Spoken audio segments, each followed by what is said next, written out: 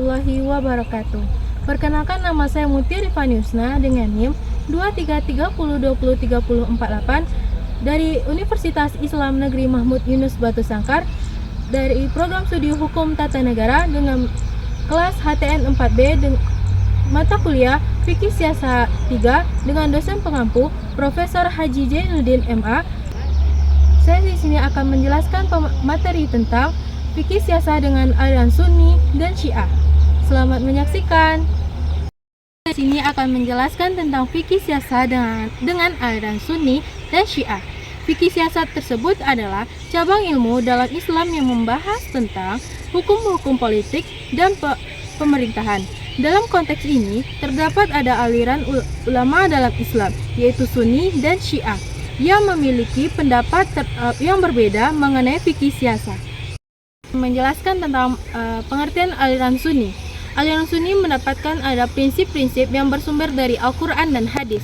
Dalam konteks fikih siasa, mereka cenderung mengikuti model pemerintahan yang bersifat demokratis dan konsultatif. Satu tokoh penting dalam pemikiran politik Sunni adalah Al-Mawardi yang menulis buku Al-Ahkam Al-Sultaniyah. Dalam karyanya, ia menjelaskan bahwa kepemimpinan atau imam harus dipilih berdasarkan kemampuan. Pemikiran fikih siasa aliran Sunni. Pemikiran fikih siasa ini merupakan berlandaskan pada beberapa prinsip-prinsip yang mengatur tentang pemerintahan dalam Islam. Ada beberapa prinsipnya. Yang pertama yaitu prinsip keturunan Quraisy. Dalam konteks Sunni, kepemimpinan diharapkan berasal dari Quraisy yang dianggap memiliki legitimasi lebih dalam memimpin umat Islam. Yang kedua yaitu prinsip baiat,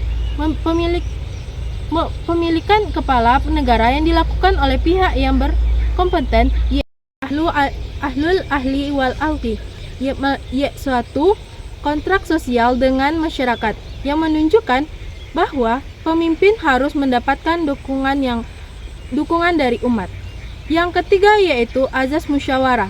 Proses pemilihan kepala negara harus melibatkan musyawarah di antara anggota masyarakat untuk mencapai kesepakatan tentang siapa yang akan layak untuk menjadi pemimpin. Yang keempat yaitu prinsip keadilan. Pemimpin yang terpilih harus memiliki sifat adil, baik sebagai calon maupun saat menjalankan sebagai pemimpin. Baiklah, saya di sini akan menjelaskan pemikiran aliran Syiah dalam konteks fikih siasa.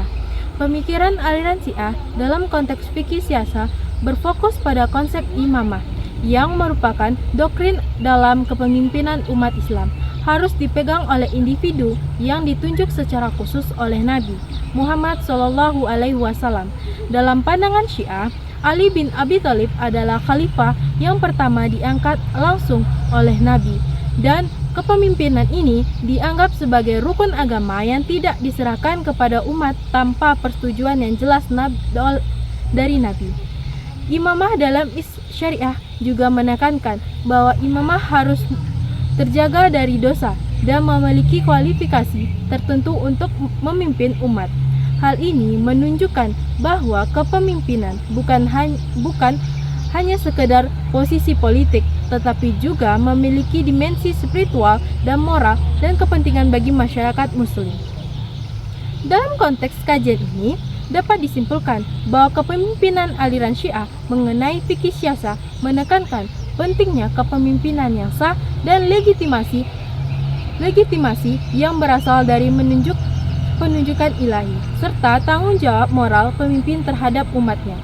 Kepemimpinan dalam aliran Syiah adalah doktrin imamah yang mengharuskan pemimpin ditunjuk oleh Nabi. Di sisi lain, aliran Syiah memiliki pendekatan yang berbeda terhadap fikih siasa. Mereka meyakini bahwa kepemimpinan harus berasal dari keturunan Nabi melalui garis Ali bin Abi Thalib. Konsep imamah menjadi pusat pemikiran politik Syiah, di mana imam dianggap sebagai pemimpin spiritual dan temporal yang memiliki otoritas mutlak. Baiklah, saya di sini juga akan menjelaskan tentang perbedaan mendasar antara Sunni dan Syiah, terletak pada sumber legitimasi kekuasaan. Sunni lebih menekankan pada konteks masyarakat yang kemampuan individu sebagai dasar legitimasi, sedangkan Syiah berpegang pada garis keturunan Nabi sebagai sumber otoritas. Dalam praktiknya, kedua aliran ini juga menunjukkan perbedaan dalam penerapan hukum-hukum politik. Misalnya, dalam hal ini kebebasan berpendapat dan berpartisipasi publik, aliran Sunni cenderung lebih terbuka dibandingkan dengan beberapa interpretasi di kalangan Syiah yang mungkin lebih konservatif.